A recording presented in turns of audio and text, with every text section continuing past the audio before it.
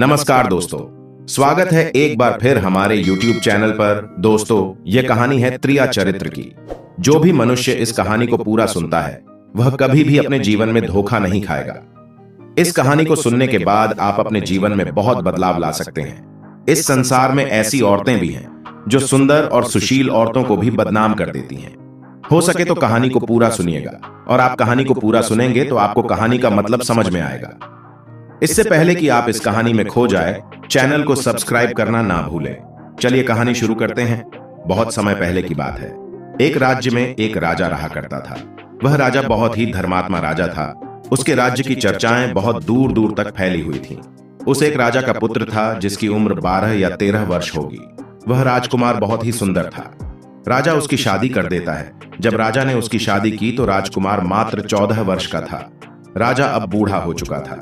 एक दिन राजा ने सोचा, अपने राजकुमार को अब राजा बना देते हैं, क्योंकि उस राजकुमार ने 7 शादियां की थीं और पहले के राजाओं में यही नियम था कि राजा जितनी चाहे उतनी शादी कर सकता था। वह राजकुमार जो कि राजा बना था, अपनी पढ़ाई लिखाई फिर भी कर रहा था।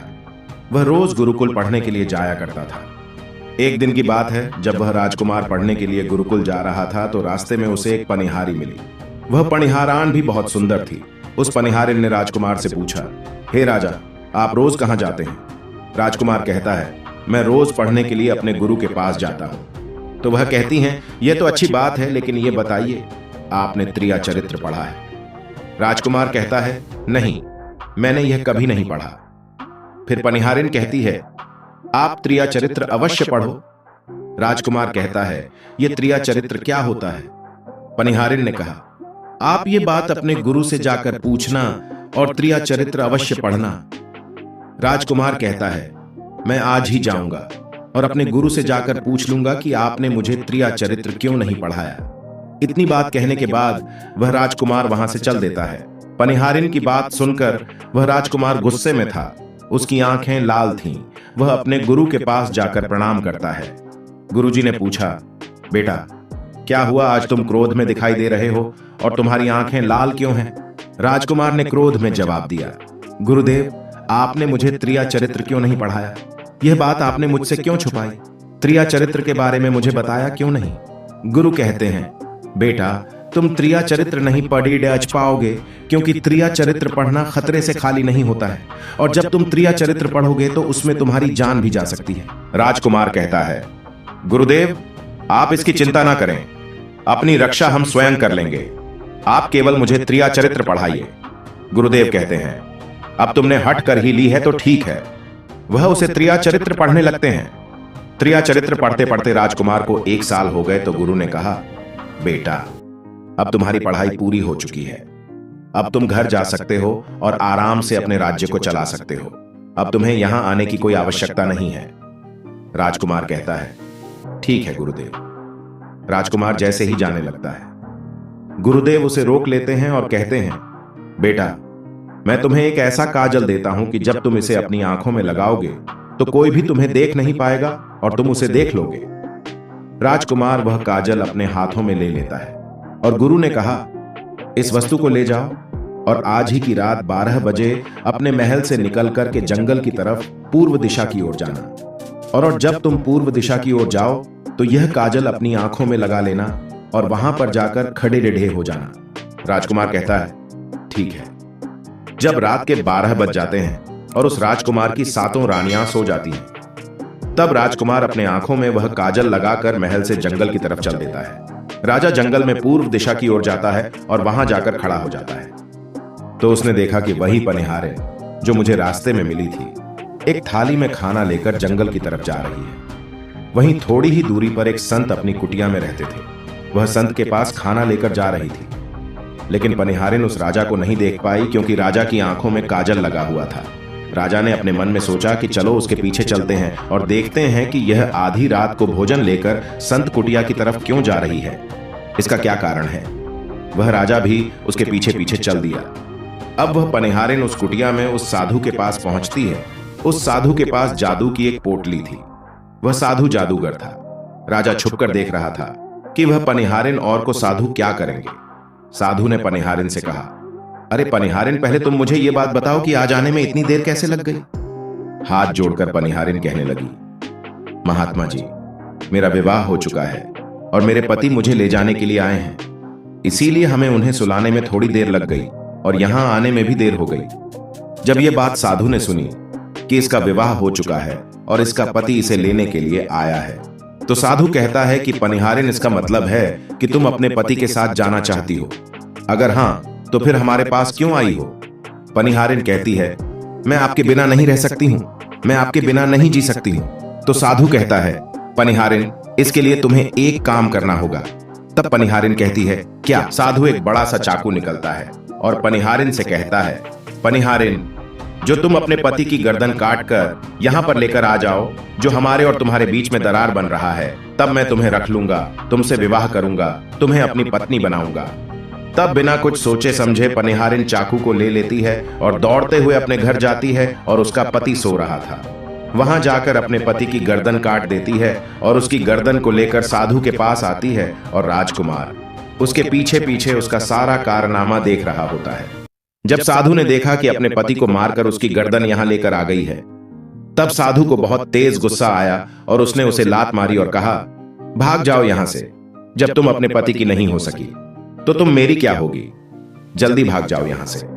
अगर तुम मेरे पास दोबारा आई तो मैं तुझे जीवित नहीं छोड़ूंगा। साधु की यह बात सुनकर उस पनिहारिन को ऐसा लगा जैसे उसके पैरों तले जमीन खिसक गई हो। फिर भी अपने पति की कटी हुई गर्दन घर लेकर के आई और उसकी गर्दन उसके शरीर के पास रख देती है और वहीं बैठ जाती है। इधर जैसे ही सवेरा हुआ, वह रोने लगती है और चिल्लाने लगती है। कहती है, देखो देखो, किसी ने मेरे पति की हत्या कर दी। रात में उस पनिहारिन का सारा कारनामा राजकुमार देख ही चुका था। इधर सारे गांव वाले उस पनिहारिन के घर चले जाते हैं और उसके पति की लाश को लेकर गांव के बाहर उसका दाह संस्कार करने के लिए ले जाते हैं। और वह पनिहारिन भी पीछे से भागती हुई, रोती हुई चली जा रही थी और उधर राजकुमार भी जा रहे थे। पनिहारान भागती हुई, चिल्लाती हुई पहुंची और कहने लगी, मैं तो अब सती बनूंगी, क्योंकि अब जब मेरे पति ही नहीं रहे तो ऐसे जीवन का क्या फायदा, मैं इन्हीं के साथ सती हो जाऊंगी। राजकुमार को उसकी बातें सुनकर हंसी आ जाती है और राजकुमार कहता है, त्रिया चरित्र जाने ना कोई और खसम मारकर सती हुई। राजकुमार की यह बात और कोई तो नहीं समझ पाया, लेकिन वह पनिहारिन समझ जाती है और कहती है, राजकुमार जी, आप हमारे ऊपर यह बात कह रहे हैं, लेकिन चलिए कोई बात नहीं, मैं सती हो जाऊंगी। जाते जाते मैं तुम्हें एक बात बताती हूं। राजकुमार कहता है, क्या बात पनिहारिन? वह कहती है, आप जब भी चटाई पर बैठें तो उस चटाई को झाड़ कर बैठना। राजकुमार कहता है, यह पनिहारिन क्या कह रही हो? मैं तो राजा हूं, मुझे चटाई पर बैठने की क्या आवश्यकता है? पनिहारिन कहती है, नहीं, अगर जब भी तुम्हें कोई ऐसी चटाई पर बैठने की नौबत आए तो तुम चटाई को झाड़कर बैठना। राजकुमार कहता है, चलो ठीक है, अगर तुम कह रही हो तो मैं ऐसा ही करूंगा। इतना कहने के बाद वह अपने पति के साथ सती हो जाती है और राजकुमार उनका अंतिम संस्कार करवाकर अपने घर वापस आ जाते हैं। इसी तरीके से पूरा दिन व्यतीत हुआ और उधर जब दूसरी रात आई तो अपने गुरु के कहने के अनुसार उसी काजल को आंखों में लगाया और पूर्व दिशा की ओर जाकर उसी स्थान पर खड़ा हो गया जहां पर पिछली रात को खड़ा हुआ था। तो राजकुमार ने कुछ ऐसा देखा जिससे कि उसके होश ही उड़ गए। राजकुमार ने देखा कि उसकी सातों पत्नियां भोजन की थाली अपने अपने हाथों में लेकर उसी साधु की कुटिया की तरफ जा रही हैं। वह अपने मन में सोचने लगा कि यह क्या चक्कर है। तभी उनमें से एक रानी राजकुमार को देख लेती है, लेकिन रानियां ने अपने पति राजकुमार को नहीं पहचान पाई, क्योंकि राजकुमार अपने आंखों में काजल लगाए हुए थे। उनमें से एक रानी कहती है, ए लड़के, इतनी रात को यहां क्यों खड़ा है? हमारी थाली लेकर के उस कुटिया तक पहुंचा दे। बिना कुछ सोचे समझे राजकुमार ने वह खाली अपने हाथों में ले ली और अपनी रानियां के साथ कुटिया तक जाने लगा। जब सातों रानियां राजकुमार के साथ उस बाबा की कुटिया में पहुंचती हैं, राजकुमार कुछ भी नहीं बोल रहा था, क्योंकि राजकुमार देखना चाहता था कि हमारे प्यार में ऐसी क्या कमी रह गई है जो हमारी सातों रानियां इस साधु के पास आई हैं, और इस साधु के पास ऐसा क्या है जो हमारी सातों रानियां अभी यहां आ रही हैं। वह राजकुमार चुप करके सब जानना चाहता था। इधर जब वह सातों रानियां राजकुमार को लेकर साधु के पास पहुंची तो साधु राजकुमार को देखकर कहता है, यह कौन है? तो सातों रानियां कहती हैं कि महात्मा जी, ये बालक हमें रास्ते में मिला, इसने हमारी सहायता की तो हम इसे अपने साथ लेकर आ गए। रानियां कहती हैं कि एक काम करते हैं, इसे आज रात यहीं रहने देते हैं, कल सुबह होते ही यह चला जाएगा। वह साधु उनकी बातों को मान लेता है। वह साधु अपने एक शिष्य को बुलाता है और उससे कहता है, आज रात के लिए इस बालक की रुकने की व्यवस्था कर दो। वह शिष्य राजकुमार को लेकर एक कमरे में जाता है। उस कमरे में एक चटाई बिछी हुई थी। शिष्य कहता है, देख भाई, आज तुझे चटाई पर सोना पड़ेगा। वह शिष्य राजकुमार को इतना कहकर वहां से चला जाता है। राजकुमार उस कमरे में अकेला पड़ जाता है और अपने मन में सोचता है कि आज तो नौबत आ ही गई चटाई पर सोने की। राजा कहता है, चलिए कोई बात नहीं, आज की रात हम चटाई पर ही गुजार लेंगे। राजकुमार जैसे ही चटाई पर बैठते ही वाला था कि उसे पनिहारिन की बात याद आ गई। वह सोचने लगा कि पनिहारिन ने मुझसे कहा था कि जब भी तुम्हें चटाई पर बैठने की नौबत आए तब तुम चटाई को अवश्य झाड़ लेना। चलो आज पहले इसे झाड़ ही लेते हैं, हो सकता है कि इसका भी कोई राज हो। जैसे ही राजा ने चटाई उठाई तो उसने देखा कि एक बहुत बड़ा भयानक कुआं है। जब उसे कुएं में झांक कर देखा तो राजा के होश ही उड़ गए। राजा को उस कुएं के अंदर बहुत सारे कैदी दिखाई देते हैं जिन्हें उस साधु ने अंदर कैद करके रखा था। उन कैदियों में से एक आदमी ने राजकुमार को पहचान लिया। वह आदमी राजकुमार से कहता है कि राजकुमार, आप यहाँ कैसे आ गए? राजकुमार कहता है, धीरे धीरे बोलो, नहीं तो सब पोल पट्टी खुल जाएगी। तब सभी कैदियों ने कहा कि राजा साहब, आप यहाँ से भाग जाइए। हम तो यहाँ से निकल नहीं पाए, लेकिन आप यहाँ से भाग जाएं, नहीं तो आपका भी यही हाल हो जाएगा जैसा कि हमारा हुआ है। आप भी यहाँ फंस जाएंगे, आपको भी पढ़कर यह साधु इसी में डाल देगा। आप जितना जल्दी हो सके यहाँ से भाग जाइए। राजा जब उस कमरे के अंदर गया था तब उसने अपनी आंखों से काजल निकाल लिया था, और जब राजा वहां से भागा तो अपने आंख में काजल लगाना ही भूल गया। राजा को भागते हुए उन रानियों ने और साधु ने देख लिया। रानियों ने जब राजा को भागते हुए देखा तो रानियां कहती हैं, यह तो हमारे पति हैं। साधु से कहती हैं, साधु जी, अब तो हमारी सारी पोल पट्टी खुल जाएगी। यह तो हमारे पति हैं और वह भागे जा रहे हैं। उन्होंने हमें यहां देख लिया है, अब हमारा क्या होगा? वह साधु कहता है, तुम यहां क्या देख रही हो? जल्दी जाओ और अपने पति को पकड़ कर लाओ। तो रानियां राजकुमार को पकड़ने के लिए दौड़ी दौड़ी जाती हैं, लेकिन वह राजकुमार इतना तेज दौड़ा कि वह अपने महल जा पहुंचा। घबराई रानियों के तो होश उड़ गए। फिर वापस उसी साधु के पास आती हैं और साधु से कहती हैं, महाराज, अब तो हमारे पति हमें जीवित नहीं छोड़ेंगे। हम जैसे ही घर जाएंगे वह हमारी जान ले लेंगे। महात्मा, आप हमें बचा लीजिए, इसका कोई उपाय कीजिए। तब जाकर वह साधु रानियों को एक जादू की कील देता है और कहता है, अब तुम जाओ तो अपने पति को बहला फुसलाकर उसके माथे में यह ठूंस देना। जादू की यह कील तुम्हारे पति को ढेर बना देगा और तुम साथ मिलकर उसे मार देना। बस कहानी खत्म हो जाएगी और तुम सातों रानियां बच जाओगी। सब रानियां तैयार हो जाती हैं और साधु की बात मान लेती हैं। जादू की कील लेकर महल आती है। वह सातों रानियां आपस में विचार करती हैं कि राजा सबसे ज्यादा प्रेम सबसे छोटी वाली रानी को करते हैं। तो वह 6 रानियां मिलकर जादू वाली कील छोटी रानी को दे देती हैं और कहती हैं, यह लो, तुम्हारा काम है, तुम किसी भी तरह राजकुमार के सर में यह कील गाड़ देना। छोटी वाली रानी कहती है, ठीक है, और छोटी वाली रानी वह कील ले लेती है। जब राजा ने उन सातों रानियों को आते हुए देखा तो क्रोध में कहा, पहले तुम यहीं रुको, पहले मुझे यह बताओ कि हमारे राज्य में और हम में ऐसी क्या कमी है कि तुम आधी रात को उस साधु के पास जाती हो? इसका क्या कारण है? तो सातों रानियां हाथ जोड़कर कहती हैं कि महाराज, हमें माफ कर दीजिए। हमें लगता है कि उस साधु बाबा ने हम पर कोई जादू टोना कर दिया था, इसीलिए हमसे ऐसी गलती हो गई। आइंदा से ऐसी गलती हमसे कभी नहीं होगी। छोटी रानी के मुंह से ऐसी बातें सुनकर राजा उनकी बातों को मान लेता है, क्योंकि वह राजा छोटी रानी से बहुत प्रेम करता था। वह राजा भी सोचने लगता है कि शायद उस बाबा ने ही इन पर कोई जादू टोना किया होगा। अपनी सातों पत्नियों को माफ कर देता है और कहता है, ठीक है, तुम अपने कमरे में चली जाओ। सबसे छोटी रानी राजकुमार को खाना खिलाती है और राजकुमार को सुला देती है। जब वह राजा सो गया तो वहां 6 रानियां भी आ जाती हैं। सबसे छोटी रानी जादू की कील निकालती है और राजा के सर में तो ठोक देती है। छोटी रानी ने कील जैसे ही ठोकी तो राजा पूरी तेजी से उठा, लेकिन इतने समय में वह ढेर बन चुका था। अब उस राजा में इतनी शक्ति नहीं थी कि उन रानियों से मुकाबला कर सके। वह सातों रानियां उस राजा को पकड़ने लगी। राजा फिर भी हिम्मत नहीं हारा और अपने महल की खिड़की से कूदकर भागते भागते अपने गुरु के पास पहुंच गया और कहने लगा, गुरुजी, मुझे माफ कीजिए, मेरी जान बचाइए, नहीं तो मैं मारा जाऊंगा। गुरु कहते हैं, बेटा, मैंने तुमसे कहा था कि तुम त्रिया चरित्र मत सीखो, इसमें जान भी जा सकती है। अब और सीखो त्रिया चरित्र, देखा इसका नतीजा। राजकुमार कहता है, गुरुदेव मुझे माफ कर दो और जल्दी मेरी जान बचाओ, नहीं तो मैं मारा जाऊंगा। मेरी पत्नी ने मेरे सर में जादू की कील ठोकी है, जिसकी वजह से मैं ढेर बन चुका हूं। गुरु ने जब ध्यान से देखा तो कहा, यह वही कील है जो साधु ने दिया है, मैं तुम्हें अब नहीं बचा सकता। राजकुमार कहता है, नहीं गुरुदेव, ऐसा मत कहिए, मैं आपका शिष्य हूं, आपका कर्तव्य है मेरी जान बचाना।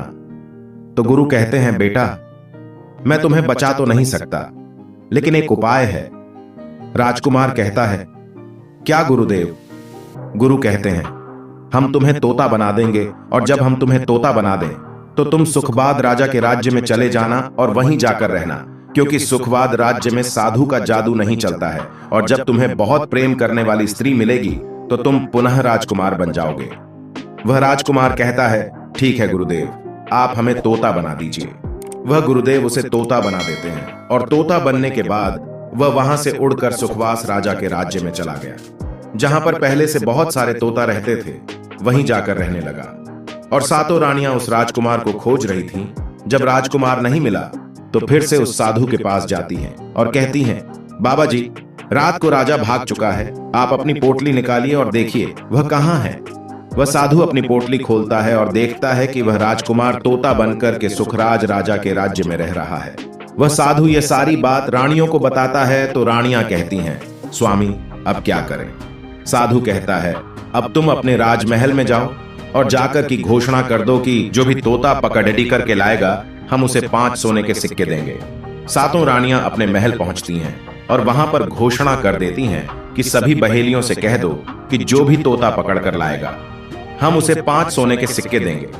उस राज्य के जितने बहेलियां थे तोता पकड़ने के लिए चारों तरफ घूमने लगते हैं, और जो भी तोता पकड़ देते उसे लेकर की रानी के पास जाते और 5 सोने के सिक्के ले लेते थे और वहां से चले जाते, और वह सातों रानियां उस तोते को मार देती। ऐसे ही धीरे धीरे बहुत समय निकल गया, और वह राजकुमार जो तोता बनकर जहां गया था वहां सारे तोताओं से बहुत अच्छी अच्छी बातें करता था, उन्हें बहुत ज्ञान की बातें बताता था। तो सारे तोता को लगा कि यह तोता तो बहुत समझदार है, यह तोता तो बहुत अच्छी अच्छी बातें करता है, इसे हम अपना राजा बना लेते हैं। सभी तोता मिलकर उसे राजा बना लेते हैं। राजकुमार सभी तोताओं का राजा बन जाता है और वहीं छुपकर रहने लगता है। एक बहेलिया तोता पगडते सुखलाल राजा के राज्य में पहुंच जाता है, और वह उसी पेड़ के पास पहुंच जाता है जहां पर वह राजकुमार तोता बनकर छुपकर रहता था।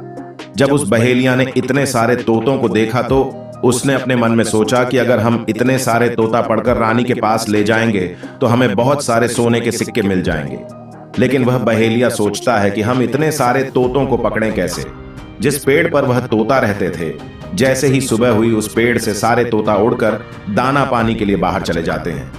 इधर बहेलिया चाकू से पेड़ पर चारों तरफ कट लगा देता है, जिससे कि पेड़ से बहुत सारी गोंद निकल जाती है। पेड़ के चारों तरफ ही गोंद हो जाती है। जो लोग गोंद के बारे में नहीं जानते हैं तो मैं उन्हें बता दूं कि हर पेड़ से एक प्राकृतिक गोंद निकलता है, जिससे हम कुछ भी चिपका सकते हैं। तो दोस्तों, अब उस पेड़ के चारों तरफ गोंद ही गोंद हो जाती है। अब बहेलिया सोचता है कि जब भी वह सारे तोता आएंगे और इस पेड़ पर बैठेंगे तो वह सभी इस पेड़ में चिपक जाएंगे और मैं आसानी से उन्हें लेकर चला जाऊंगा।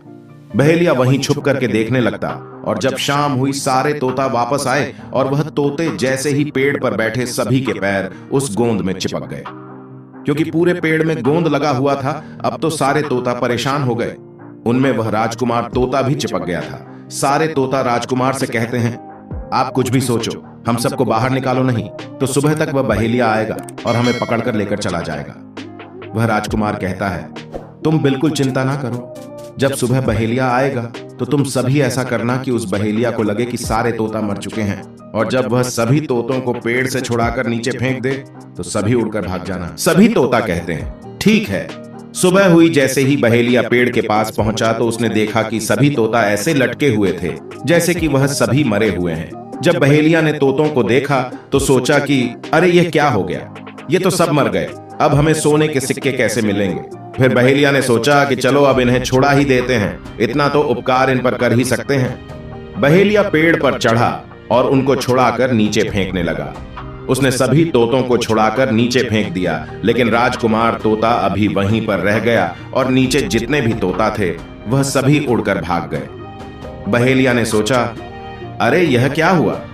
इस पर सिर्फ एक ही होता है जो कि मरा हुआ है, और जितने तोतों को मैंने छुड़ाकर नीचे फेंका वह सभी उड़कर भाग गए। बहेलिया ने सोचा, इसका मतलब इन सारे तोताओं ने मिलकर मेरे साथ धोखा किया है। अब वह राजकुमार तोता ही सिर्फ पेड़ पर लटका हुआ था। वह बहेलिया कहता है, यह सब तुम्हारी चाल है। चलो अब मैं तुम्हें ही लेकर जाऊंगा और रानी के हाथ में दूंगा और मुझे 5 सोने के सिक्के मिल जाएंगे। वह बहेलिया उस तोता को बेचने के लिए रानी के पास जाने लगता है। रास्ते में वह तोता कहता है, जो कि राजकुमार था, तुम मुझे कहां ले जा रहे हो? तो वह बहेलिया कहता है, मैं तुम्हें बेचने के लिए रानी के पास ले जा रहा हूं। अगर मैं तुम्हें वहां बेचूंगा तो मुझे 5 सोने के सिक्के मिलेंगे। वह राजकुमार कहता है, मैं अगर तुम्हें 5000 सोने के सिक्के दिलाऊं तो क्या तुम मुझे नहीं बेचोगे? बहेलिया कहता है, तू मुझे 5000 सोने के सिक्के कैसे दिलाएगा? तोता कहता है, राजा सुखलाल के यहाँ एक बहुत बड़ा मेला लगता है, तुम मुझे वहीं पर बेंचो मूल्य मैं स्वयं बताऊंगा। बहेलिया उस तोते की बात मान लेता है और रानी के पास बेचने की जगह राजा के पास बेचने चला जाता है। और राजा के राज्य में यह नियम था कि अगर किसी व्यक्ति का सामान शाम तक नहीं बिके तो वह राजा स्वयं आकर उसे खरीद लेता था। बहेलिया उस तोते को लेकर बाजार में पहुंचा। जब भी कोई व्यक्ति उस तोते को खरीदने आता तो वह पूछता कि यह कितने का है। तो वह बहेलिया कहता, तोता अपना दाम स्वयं बताएगा। तो वह तोता अपना दाम इतना बता देता कि कोई भी व्यक्ति उसे खरीद ही नहीं पाता। ऐसे ही करते करते शाम हो गई। सभी अपनी अपनी दुकान लेकर चले गए। बस एक बहेलिया और एक तोता ही रह गए थे। इधर राजा ने अपने सिपाहियों को आदेश दिया कि देख कर आओ, किसी का सामान तो नहीं रह गया है। जब राजा के सिपाही आए तो उन्होंने देखा कि एक बहेलिया तोता को लेकर बैठा हुआ है। सिपाही बहेलिया से कहते हैं, अरे बहेलिया, तुम्हारा तोता क्यों नहीं बिका? तुम इसे कितने दाम में बेच रहे हो? तो तोता कहता है, जो इन्हें 5000 सोने के सिक्के देगा वही मुझे खरीद पाएगा। उस तोते की बात सुनकर वह सिपाही आश्चर्य में पड़ जाते हैं और सोचते हैं, अरे ये तोता तो अपना मूल्य स्वयं बताता है। राजा के पास जाते हैं और राजा को सारी बात बताते हैं और कहते हैं, एक बहेलिया एक तोता लेकर बैठा हुआ है, लेकिन वह तोता अपना मूल्य स्वयं ही बताता है। वह इतना महंगा दाम बताता है, शायद इसीलिए उसे कोई खरीद नहीं सका। राजा सिपाहियों से पूछता है, वह अपना मुल्क कितना बता रहा है? तो सिपाही कहते हैं, अपना मूल्य 5000 सोने के सिक्के बता रहा है। चलिए हम खरीदेंगे, अगर नहीं खरीदेंगे तो हमारे राज्य की बदनामी होगी कि राजा के बाजार में एक तोता बिका नहीं, और वह नाराज होकर चला जाएगा। राजा अपने मंत्रियों के साथ अपने रथ पर सवार होकर बाजार में पहुंचता है। कहता है, इसका क्या मूल्य है? बहेलिया हाथ जोड़कर कहता है, राजा साहब, तोता अपना मूल्य स्वयं बताता है। राजा ने फिर तोते से पूछा। तोता कहता है कि राजा साहब, जो इन्हें 5000 सोने के सिक्के देगा वही मुझे खरीद पाएगा। राजा अपने सिपाहियों से 5000 सोने के सिक्के मंगवाता है और बहेलिया को पकड़ा देता है और तोते को लेकर अपने महल चला जाता है। वह बहुत ही बुद्धिमान था, क्योंकि वह तोता राजा को बहुत अच्छी अच्छी बातें बताता। जब राजा पर कोई खतरा आने वाला होता तब भी वह तोता बता देता कि राजा साहब, आप पर यह खतरा आने वाला है। सब उसे तोते से बहुत अधिक प्रेम करने लगते हैं। जब यह बात रानियों को पता चली कि राजा एक ऐसा तोता लेकर आए हैं जो कि बोलता है और बहुत अच्छी अच्छी बातें बताता है, तो रानियां राजा से कहती हैं, उस तोते को हमारे पास भिजवा दीजिए। हम भी उस तोता को देखना चाहती हैं, हम उस तोते से बातें करना चाहती हैं। राजा अपने मंत्रियों से कहकर वह तोता रानियों के पास भिजवा देता है। रानी उसे तोते से बातें करके बहुत खुश हो जाती है। वह रानी भी तोते से बहुत प्रेम करने लगती है और कहती है, वाह रे तोता, इसीलिए तुझे राजा साहब ने 5000 सोने के सिक्के देकर खरीदा है। राजा की एक पुत्री थी जो कि बहुत सुंदर थी। रानी अपनी पुत्री से कहती है, आज से तुम ही इस तोते का ध्यान रखोगी और कल तुम इसे अच्छे से नहला धूल देना। वह राजकुमारी भी उसे तोते से बहुत प्रेम करती है। जैसे ही सुबह हुई, राजकुमारी उस तोते को लेकर नहलाने जाती है। राजकुमारी उसे नहला रही थी तो उसने देखा कि तोता के सिर पर कील सा कुछ लगा हुआ है। राजकुमारी उस कील को निकाल देती है। राजकुमारी जैसी ही कील को निकालती है, वह तोता पहले वाला एक सुंदर सा राजकुमार बन जाता है। उसे देखकर वह घबरा जाती है। राजकुमार कहता है, तुम घबराओ नहीं, यह कील वापस से मेरे सर ठोक दो, मैं फिर से तोता बन जाऊंगा और इसके बारे में मैं तुम्हें रात्रि में बताऊंगा। तुरंत ही वह राजकुमारी वह कील राजकुमार के सर में लगा देती है। तुरंत ही वह तोता बन जाता है। रात को राजकुमारी तोते को लेकर अपने कमरे में जाती है और उसके सर से कील निकाल देती है। वह तोता फिर से राजकुमार बन जाता है और वह राजकुमार अपनी सारी दास्तां उस राजकुमारी को बताता है और कहता है, माफ करना, यह दास्तान तुम किसी को बताना नहीं तो मेरी जान चली जाएगी। राजकुमारी इसके बारे में अपनी माता और पिता को नहीं बताती है। दिन भर वह तोता रहता है और रात को राजकुमारी उसे तोते को अपने कमरे में ले जाती और उसके माथे से कील निकाल देती है। वह राजकुमार बन जाता और रात में वह दोनों साथ में ही रहते हैं और ऐसे ही धीरे धीरे समय निकलता गया। राजकुमारी को राजकुमार से प्रेम हो जाता है। इधर क्या हुआ, जो राजकुमार की पत्नियां थीं वह बहुत सारे तोता मरवा देती हैं, लेकिन जो राजकुमार तोता बना हुआ था वह उन्हें नहीं मिलता है और वह उस साधु के पास जाती हैं और कहती हैं, हे महात्मा, हमारे पति तो अभी तक हमें नहीं मिले, हम अब क्या करें, उन्हें कैसे मारें? वह साधु फिर से अपनी पोटली खोलता है और देखता है कि वह राजकुमार अभी तक तोता बनाकर राजा के घर में रह रहा है। वह साधु रानियों से कहता है, तुम एक काम करो कि तुम नृत्य कला सीखो। हम सभी मिलकर उस राजा के घर नृत्य कला करने जाएंगे और जब राजा हम पर प्रसन्न हो जाएगा और हमें कुछ मांगने को कहेगा तो हम उस तोते को ही मांग लेंगे और फिर आसानी से उसे मार देंगे। धीरे धीरे समय बिता, साधु तबला बजाता और सातों रानियां पूरी तरह से नृत्य कला सीख चुकी थीं। अब साधु को लगा कि हम सफलता प्राप्त कर सकते हैं और उस तोते को उस राजा से मांग सकते हैं। साधु का भेष बदल करके उन सातों रानियों को नृत्य कला वाली स्त्री बनाकर राजा सुखपाल के दरबार में पहुंच गया। राजा उस साधु से पूछता है, आप लोग कौन हैं, यहाँ क्यों आए हैं? साधु कहता है, हम सब नृत्य कला वाले हैं, आपके महल में हम नृत्य कला दिखाना चाहते हैं। राजा सुखपाल को भी गाने बजाने का बहुत शौक था, वह मान जाते हैं। इधर वह साधु अपना गाना बजाना चालू करता है। जब उनकी गाने बजाने की आवाज तोता के कानों में पहुंची तो तोता समझ गया कि वह साधु हमारी सातों रानियों को लेकर यहाँ पर आ गया है, अब हमारी जान नहीं बचेगी। जब रात हुई तो राजकुमारी उसे तोते को लेकर अपने कमरे में जाती है। उस तोते के सर से कल निकलती है और वह तोता राजकुमार बन जाता है।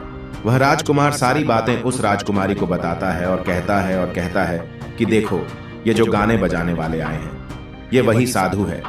ये गाने बजाने से राजा को खुश कर देगा और बदले में मुझे मांग लेगा और ले जाकर मुझे मार देगा।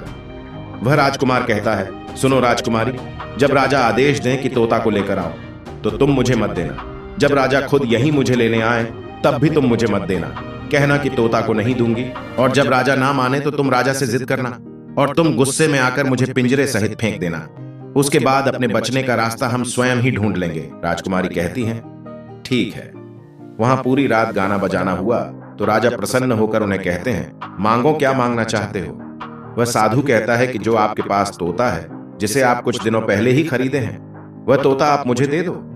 राजा कहता है, ठीक है। राजा अपने मंत्री को आदेश देता है कि जाओ तोते को लेकर आओ। मंत्री राजकुमारी के पास पहुंचता है और कहता है, यह तोता मुझे दे दो। राजकुमारी कहती है, नहीं, मैं तोता नहीं दूंगी। मंत्री कहता है, देखिए, आप जिद मत कीजिए। राजकुमारी कहती है, तुम जाओ और मेरे पिताजी को यहां भेज दो, वह आकर इसे ले जाएंगे। मंत्री राजा को जाकर सारी बात बताता है। राजा स्वयं ही आता है उस तोते को लेने के लिए। वह राजा जाकर कहता है, बेटी, ये तोता मुझे दे दो, इसे नृत्य कला वालों को देना है जो रात भर यहाँ गाना बजाना किए हैं। तो राजकुमारी कहती है, पिताजी, यह तोता मैं नहीं दूंगी। क्रोध में आकर राजा कहने लगा, बिटिया, कैसी बातें कर रही हो, इसे देने का मैंने वादा किया है। जब राजकुमारी ने राजा को क्रोध में देखा तो राजकुमारी को भी गुस्सा आ गया और राजकुमारी गुस्से में पिंजरे को जमीन पर फेंक देती है। वह पिंजरा जैसे ही जमीन पर गिरा वह टूट गया और तोता जो था वह सरसों का दाना बन गया। यह देखते ही साधु तुरंत कबूतर बन जाता है और उसे दाने को चुगने के लिए झुकने लगता है। उसमें से जो एक दाना था बस वही राजकुमार था। एक नाली में जाकर गिरता है। जैसे ही वह दाना नाली में गिरता है, राजकुमार बाज बन जाता है और एकदम से कबूतर पर झपटता है और उसे मार देता है। इस तरह से उस साधु की मृत्यु हो जाती है।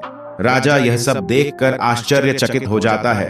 उस कबूतर को मारकर फिर से तोता बन जाता है और जो राजकुमारी थी उस तोते से कील निकाल देती है और वह फिर से पहले जैसा राजकुमार बन जाता है। वह राजकुमारी अपने पिता को सारी बात बता देती है। वह राजकुमार कहता है, देखिए राजा साहब, मैं भी एक राजा हूं और मैं आपकी बेटी से प्रेम करता हूं और मैं उससे शादी करना चाहता हूं। वह राजा अपनी पुत्री से पूछता है, बेटी, क्या तुमसे शादी करना चाहती हो? राजकुमारी कहती है, पिताजी मैं इनसे प्रेम करती हूँ। राजकुमार उस राजा की पुत्री से विवाह करके अपने महल जाता है और जो उनके साथ पत्नी आई थी उनको पकड़कर बंदी गृह में बंद करवा देता है और खुशी खुशी उस राजकुमारी के साथ रहने लगता है। यही है त्रिया चरित्र की पढ़ाई, जिसे पढ़ने के बाद राजा को अपनी जान बचाने के लिए क्या क्या नहीं करना पड़ा। तो दोस्तों, आज की वीडियो कैसी लगी कमेंट करके जरूर बताएं। अगर आपको हमारी वीडियो पसंद आई हो तो लाइक करें और अपने दोस्तों को शेयर जरूर करें।